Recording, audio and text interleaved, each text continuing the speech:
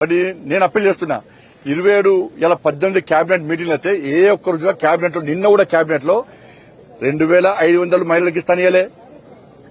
హైదరాబాద్ లో ఎంతమంది 2500 మహిళలు ఇచ్చిర్రు. 4 రూపాయల ఆసరా పెన్షన్ ఇస్తున్నారు మహిళలకు, ఆ తాతమ్మలకు. దాని గురించి చర్చ లేదు. రైతు భరోసా ఇస్తున్నారు, రైతు ఎదురుస్తున్నారు, దాని గురించి చర్చ లేదు. ఉద్యోగాలు ఇస్తున్నారు, దాని గురించి చర్చ లేదు. ఇలా 5 డిఎల్ ఇవ్వాలి ఉద్యోగస్తులకు, దాని గురించి చర్చ లేదు. పీఆర్సీ ఇంతవరకు అమలు చేస్తలేరు, దాని గురించి చర్చ లేదు. పదవీ విరమణ పొందిన ముసలోళ్ళు వచ్చి మా పైసలు మాకి చచ్చిపోయేటట్టు ఉన్నామని చెప్పి 61 మంది చచ్చిపోయారు. ఇప్పటికి వాళ్ళ పైసలు వాళ్ళకి ఇవ్వడానికి పైసలు లేవట. గాని ముఖ్యమంత్రి శిక్షణ తరగతులు ఏమి ఇవ్వాలి? అరే దేశం కోసం పనిచేయండి, సమాజం కోసం పనిచేయండి, ప్రజలకు సేవ అని చెప్పే ముఖ్యమంత్రి కాదట. 1000 కోట్ల కార్యకర్తలు అందరూ కలిసి డూప్లికేట్ గాంధీ కుటుంబానికి ఇవ్వాలట. రాష్ట్ర ముఖ్యమంత్రి మూటలు మోయడానికే ఉన్నాడు ఢిల్లీకి. మరి ఆ 1000 కోట్లు ఇలా పెన్షన్ ఇలా రిటైర్మెంట్ అయినటువంటి వాళ్ళ పదవి విరమణ ఉద్యోగస్తులు దిగలేకపోతున్నారు. 1000 కోట్లు అడిగేచ్చు కదా, మీ కార్యకర్తలు అంతా అడిగేచ్చు. ప్రభుత్వం మీదే. హైదరాబాద్కి వస్తే వాళ్ళ ముసలి చూడ కూడా కాళ్ళు లేవు, వాళ్ళకు అవస్థలున్నారు. గొరవర గుంజుకపోయి అరెస్ట్ చేసిన వాళ్ళకి మా పైసలు మాకు ఇవ్వమంటున్నారు. నిన్నేమంటాడు? ప్రమాద బీమా అట. బతికినోడికి పైసలు ఇవ్వడట, వాళ్ళ పైసలు వాళ్ళకు. చచ్చిపోయాక ప్రమాద బీమా ఇస్తారట. అంటే బతుకుంటే పరిహారం, చచ్చిపోతే సంతాపం. ఈ ప్రభుత్వ పాలసీ. బతుకున్నోళ్లకు వాళ్ళ బెనిఫిట్స్ వాళ్ళకి ఏమంటే ఇవ్వడు కానీ చచ్చిపోయాక బీమా ఇస్తాడు. ఏం చేస్తాడు? బేసిక్ నుంచి 1.5% అమౌంట్ తీసుకొని నువ్వు ఇచ్చేదేంది అంటే రాష్ట్ర ప్రభుత్వం ఉద్యోగస్తుల పైసలతోని ఇన్సూరెన్స్ బిజినెస్ చేస్తున్నది. ఇన్సూరెన్స్ బిజినెస్ దానికంట కొన్ని రోగాలకంట మళ్ళీ అది ట్రీట్మెంట్ కొన్ని హాస్పిటల్కే పరిమితమట. ఆ పైసలు ప్రైవేట్ ఏజెన్సీ కనుకుంటే మొత్తం అన్ని ఆ కార్పొరేట్ హాస్పిటల్ కూడా వైద్యం ఉంటుంది, అన్ని రోగాలకు వైద్యం ఉంటుంది. నువ్వు ఇచ్చేదేంది వాళ్ళ టీవీలలో పేపర్లలో మొత్తం బీమా బీమా బీమా. బతికినోనికి ఫస్ట్ వాళ్ళ వయసు వాళ్ళకి పోలీసు వాళ్ళకి ఇస్తాడు బీమా వాళ్ళకు. ఒక్క నిమ్స్ హాస్పిటల్ ట్రీట్మెంట్ వాళ్ళకు, ఒక్క నిమ్స్ హాస్పిటల్ ట్రీట్మెంట్ వాళ్ళకు నెలకు వాళ్ళకి 1000 రూపాయలు కట్టి చేస్తారు వాళ్ళకి. ఆ 15,000 రూపాయలు సంవత్సరానికి వేరే ఇన్సూరెన్స్ కడితే అన్ని కార్పొరేట్ హాస్పిటల్ వాళ్ళకి వైద్యం ఉంటుంది, అన్ని రోగాలకు వైద్యం ఉంటుంది. కాబట్టి 6 గ్యారెంటీల మీద 18 సార్లు క్యాబినెట్ జరిగితే ఏ ఒక్క క్యాబినెట్ లో కనీసం చర్చ జరగలేదు. అందుకే జీహెచ్ఎంసీ ఎన్నికల్లో మా రామచంద్ర గారి నేతృత్వంలో అందరం పనిచేస్తాం. నేను జీహెచ్ఎంసీ భాగ్యనగర్ ప్రజలకు అప్పీల్ చేస్తున్నా, మీరు పోయినసారి ఎన్నికల్లో ఎటువంటి జాగృతమైనో అభివృద్ది చేయడం మా బాధ్యత. చేస్తున్నది నరేంద్ర ప్రభుత్వం. అభివృద్ధి మా నినాదం, హిందుత్వమే మా అజెండా. 100% ఈ భాగ్యనగర్ లో సమాజాన్ని జాగృతం చేస్తాం.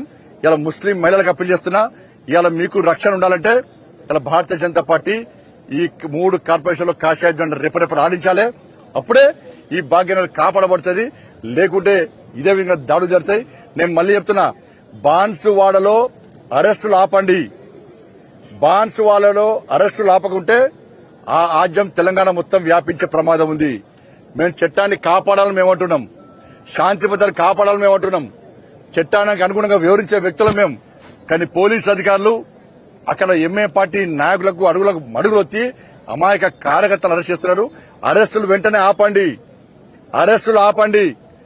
అరెస్టులు ఆపకుండా మాత్రం దాని పర్యవసానాలు ఏ విధంగా ఉంటాయో మీకు తెలుసు. భారతీయ జనతా పార్టీ కార్యకర్తలు తెలంగాణ రాష్ట్రంలో తలుచుకుంటే ఏ విధంగా ఉంటుందో నేను కార్యకర్తలకు అప్పిస్తున్నా. భారతీయ జనతా పార్టీ కార్యకర్తలారా, మీకు 2 చేతులు జోడించి మొక్కుతున్నాను. నేను సోషల్ మీడియాలో వాడు వీడు పెట్టేది మీరు పట్టించుకోకండి. వాళ్ళ మళ్ళా యుద్దం ప్రారంభించే రోజు వచ్చినాయి. వాళ్ళ సనాతన ధర్మం అప్రతిష్ట పాలవుతున్నది. ధర్మాన్ని హేళన చేస్తున్నారు. సమాజాన్ని, హిందూ సమాజాన్ని చీల్చే ప్రయత్నం చేస్తున్నారు. హిందూ దేవాలయం దాడులు జరుగుతున్నాయి. బిస్తర్ దుల్పండి, కాషాయ జెండా కమలపు జెండా పట్టుకొని బయట రండి. ఇవాళ జీహెచ్ఎంసీ ఎన్నికల్లో కాంగ్రెస్ పార్టీకి గుణపాఠం చెప్పాలి. బీఆర్ఎస్ పార్టీ ఆల్రెడీ అడ్రస్ లేకుండా పోయింది.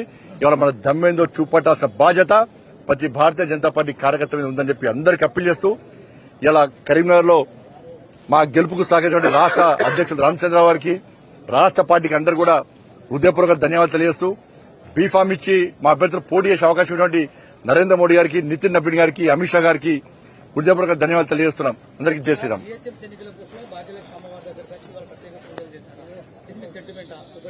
రెండోది దేశంలో అన్ని రాజకీయ పార్టీల మీద రైడ్ చేసినటువంటి ఈడీ ఐటీలు ఎంఐఎం ఇందాకన్నారు కదా, ఎంఐఎం కుటుంబ ఆస్తులు పెంచుకుని వాళ్ళ కుటుంబాల మీద ఎంఐఎం పార్టీ మీద ఈడీ రైడ్స్ కానీ ఐటీ రైడ్స్ కానీ ఎందుకు జరగట్లేదు అన్న? ఈడీ రైడ్స్, ఈడీ అనేది భారతీయ జనతా పార్టీ మాకు అనుబంధ సంస్థ కాదు. అది ఎవ్వరికి ఏ ఫిర్యాదులున్నా చేయాలి. రాష్ట్ర ప్రభుత్వం ఏం చేయాలి? వాళ్ళ ఆస్తుల మీద విచారణ జరపాలి. జరిపి వాళ్ళ మీద ఆస్తులు జప్తు చేయాలి. ఇవాళ మేము కూడా ఆధారాలు సేకరిస్తున్నాం. పక్కా మేము ఏ విధంగా న్యాయపరిగిస్తాం. ఈడీ మీద, ఐటీ మీద, ఆఫీసర్ల మీద, సిబిఐల మీద ఒత్తిడి తెచ్చే ప్రభుత్వం భారతీయ జనతా పార్టీ ప్రభుత్వం కాదు. అట్ట ఇవ్వాలనుకుంటే ఈ దేశంలో ఎవ్వరుండరు. గతంలో కాంగ్రెస్ పార్టీ చేసినట్టు మేము చేయం. మేము న్యాయబద్దంగా ఏ ఫిర్యాదులున్నా వాళ్ళకి ఇస్తే తప్పకుండా వాళ్ళు చర్యలు తీసుకుంటారు. భాగ్యలక్ష్మి టెంపుల్ అనేది మీ అందరూ తెలుసు. ప్రజా సంగ్రామ యాత్రని ఇక్కడ సాధిస్తాం. అప్పుడు ఎన్నికలు లేవు. దాని తర్వాత బోనాలు అప్పుడు వచ్చినాం, ఎన్నికలు లేవు. వినాయక చవితి నిమజ్జనం వచ్చినాం, ఎన్నికలు లేవు. చాలా సందర్భాల్లో నేను వచ్చి దర్శించుకున్నా, ఎన్నికలు లేవు. ఇప్పుడు మేము గెలిచినాం. ఎన్నికల ముందు ఎన్నికల తర్వాత వచ్చినాం, గెలిచినాం. మన తల్లి దర్శనం చేసుకున్నాం. గోల్డెన్ టెంపుల్ చేయాలని చెప్పి సంకల్పం తీసుకున్నాం. కాబట్టి మళ్ళా జిహెచ్ఎంసీ ఎన్నికల్లో మళ్ళా గెలిచాక మళ్ళీ ఇడికేస్తాం, గ్యారెంటీ సార్. వాళ్ళు వీళ్ళు భాగ్యలక్ష్మి అమ్మవారిని ఇట్లే గవన్నీ ఏం పట్టించుకోం. మాకు సెంటిమెంట్ మా తల్లి. ఆ తల్లి ఆశీర్వాదంతో మేము ముందు పోతాం. కాబట్టి వాళ్ళు వీళ్ళు అందరినీ పట్టించుకునే పార్టీ భారతీయ జనతా పార్టీ. అటువంటి నాయకులు మేము కాదు. అమిత్ షా గారు వచ్చారు, నడ్డా గారు వచ్చారు, చాలా మంది కేంద్ర మంత్రులు వచ్చారు. హైదరాబాద్కి ఎవరు వచ్చినా కూడా భాగ్యలక్ష్మి తల్లి దర్శనం చేసుకోవడం ఆనవాయితీగా మారింది. భవిష్యత్తులో ఇంకా మారుస్తుందని. మీరేమో కాంగ్రెస్ వాళ్ళు మూటలు మోసుకోవాలని మీరు కామెంట్ చేస్తున్నారు, మిమ్మల్ని చెప్పులు మోసుకోవాలని వాళ్ళు కామెంట్ చేస్తున్నారు. సంస్కారం లేని వాళ్ళు వచ్చే ఎన్నికల నాటికి జాగృతి లాంటి సమస్యలు వస్తే బీజేపీ భూస్థాపితమవుతుంది అనేది అటువైపు వినిపిస్తున్నాయి. అర్థం చేసుకోవాలి. నువ్వే నవ్వుకుంటూ అడుగుతున్నావు సమాజ క్వశ్చన్. నువ్వే నవ్వుకుంటూ అడుగుతున్నావు. దానికి ఏసామని చెప్పాలి నేను. అంటే ఎవరు మూటలు మోస్తారు, ఎవరు చెప్పులు మోస్తారు? ఇప్పుడు గురువుల కాలు మొక్కడం సంస్కారం. గురువు, దైవం, ధర్మం అనే లేని సంస్కారహీనులు, ఫాల్తనగాళ్లు అట్ట కామెంట్ చేస్తారు. వాళ్ళ కామెంట్లో మేము పట్టించుకోము. మన ముఖ్యమంత్రి గారు మిమ్మల్ని ధర్మపుర అరవింద్ గారిని ఉద్దేశించి ఒక బండి ఉన్నాడు, ఒక గుండు ఉన్నాడు, తీసుకొచ్చినంత గుండు సున్ననే చేసింది ఏంది అనేది ముఖ్యమంత్రి గారు స్ట్రైట్. ముఖ్యమంత్రికి ఏమాత్రం విజ్ఞత ఉన్నా, నైతికత ఉన్నా ఈ 20 నెలల్లో మున్సిపల్ కార్పొరేషన్లకు, మున్సిపాలిటీస్కు, గ్రామ పంచాయతీకి ఏమి ఇచ్చాడు చెప్పండి. అంత మాట్లాడే ముఖ్యమంత్రి ఎలక్షన్ గాడి గుడ్డు చూపట్టింది కదా.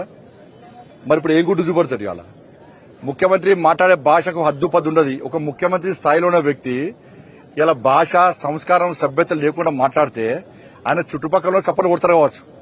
కానీ సమాజం ఏమనుకుంటుందో ముఖ్యమంత్రి తెలుసుకుంటలేడు కదా.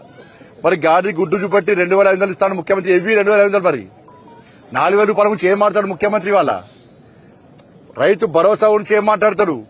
ఉద్యోగస్తుల గురించి ఏం మాట్లాడతాడు? డిఏల గురించి ఏం మాట్లాడతాడు? ఫీజు రియంబర్స్మెంట్ ఏది? ఆరోగ్యశ్రీ పైసలేవి? సార్ లాస్ట్ చివరగా మీరు తెలంగాణలో టీఆర్ఎస్ పార్టీని విమర్శించినంతగా రేవంత్ రెడ్డిని బండి సంజయ్ విమర్శించారు. మరి గడవకుండా నేను చేస్తాను. ఇప్పుడు తిట్టిందా రేవంత్ రెడ్డి? నీకు గడవకుండా ఏం చేస్తా? నువ్వు ఇప్పుడు తిట్టింది ఆయననే కదా. మరి నీకు గడవకుండా ఏం చేస్తా? రేవంత్ రెడ్డిని అనేది నేను తిట్టింది కనవలేదు కదా, నేను చేస్తా దానికి. నీకు కనబడతలే నేనేం చేయాలి దానికి? థ్యాంక్ యూ, ధన్యవాదాలు.